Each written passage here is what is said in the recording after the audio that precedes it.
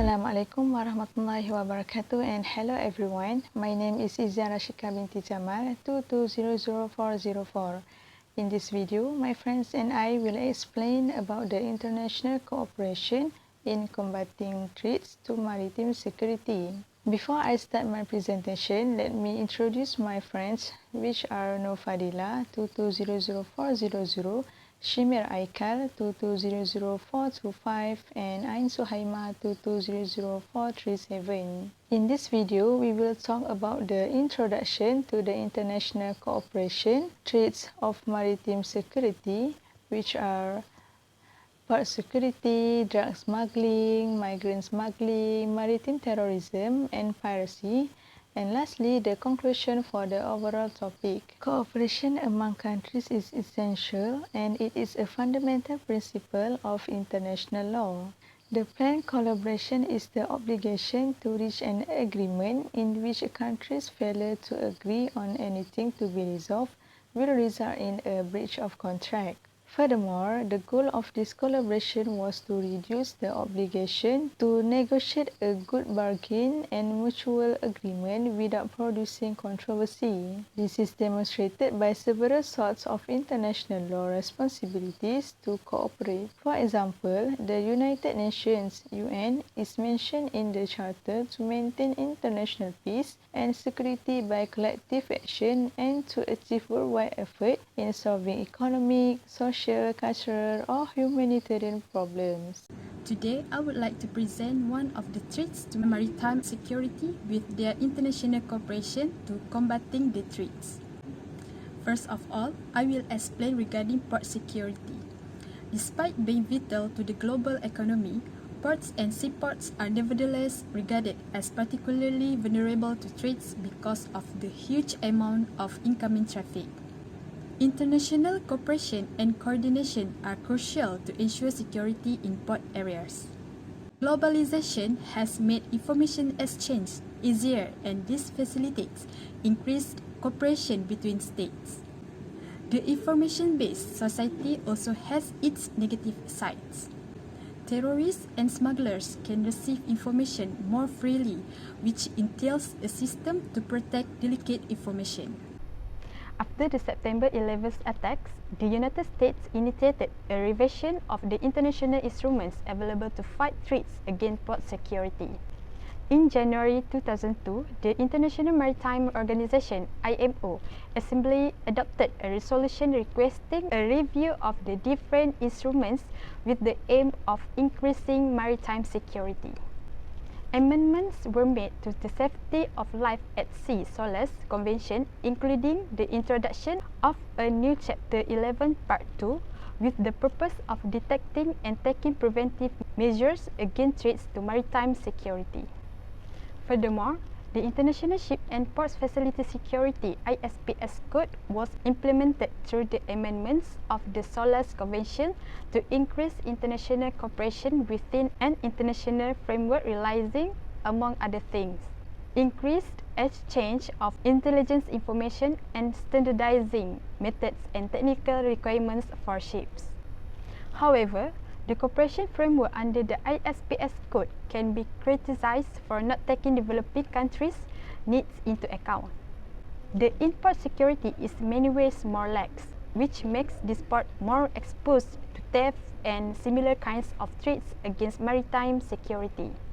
In the long run, this makes ports in developing countries less desirable for international trade, which in turn could limit development in these countries. There have been other initiatives for increasing port security.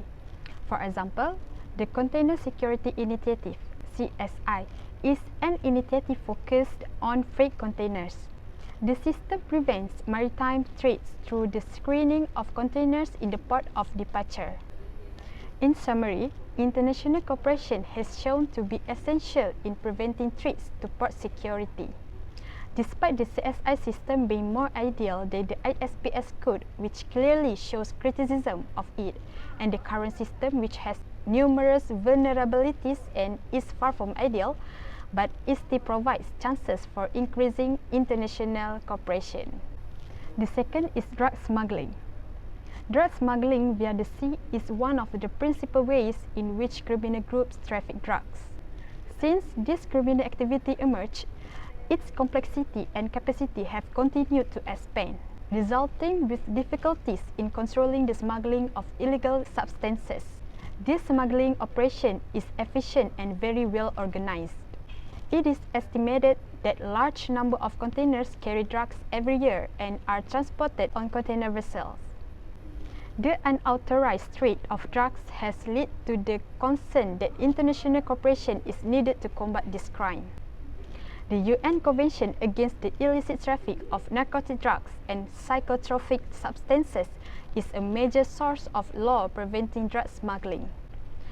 The purpose of the convention promoting cooperation among parties so that they may address the various aspects of illicit traffic more effectively. Furthermore, there are regional agreements with the aim of preventing the smuggling of drugs. For example, the Caribbean Regional Maritime Agreement based on the Vienna Convention. The agreements cover ship riding, shipboarding, pursuit, and cooperation on maritime enforcement. So that's all from me. For the next slide, I will pass to the next presenter. Thank you. Next, I will explain about migrant smuggling. The definition of migrant smuggling contained in Article 3A is the solicitation of the illegal entry of a person into a state party who is neither a national nor a permanent resident for the purpose of obtaining directly or indirectly a financial benefit or other material benefit. According to the United Nations Conventions on the Law of the Sea, a sovereign state has the authority to stop ships carrying irregular immigrants at sea. However, this has drawn criticism because if done without taking into consideration the status of the people aboard the vessel, there may be a human rights violation. According to Article 33(1) of the Refugee Convention, no state is allowed to deport an individual who has been given refugee status back to a location where they would face execution. Next, global collaboration against smuggling of migrants. Because the flag state of the ship has exclusive authority, only on-board criminal may be detained and brought to justice. For the coastal state to have jurisdiction, it must be proved that the vessel is stateless or potential of being considered stateless.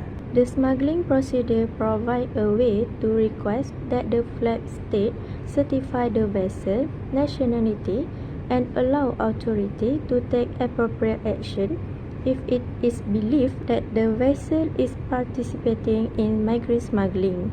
The claimed flag state must respond right away, but if neither a response nor permission is given, the coastal state cannot take any action. Bilateral agreements can be employed to allow faster to arrest of smugglers when international collaboration is possible, as in the case of the US and the Bahamas. Cooperation within the European Union. The EU has ratified the smuggling protocol as a result of joining the UN Convention Against Transnational Organized Crime and its protocol.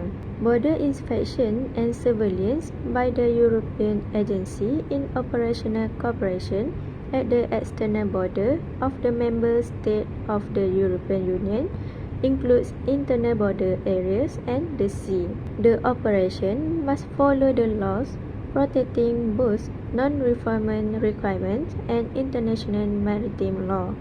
Additionally, the European Commission has agreed that member states must work together to use migrants and protect human rights while stopping ships. The definition of maritime terrorism may be useful in identifying the function of judicial institutions since it allows for more certainty of action.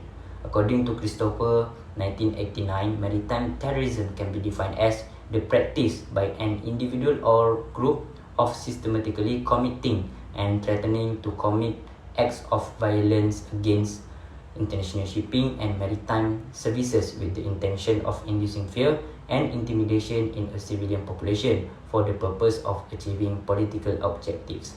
Other definition by Samuel Pitt 1988 defined as any unlawful action taken against ships, passengers, cargo or crew, as well as against seaports, with the intention of either directly or indirectly.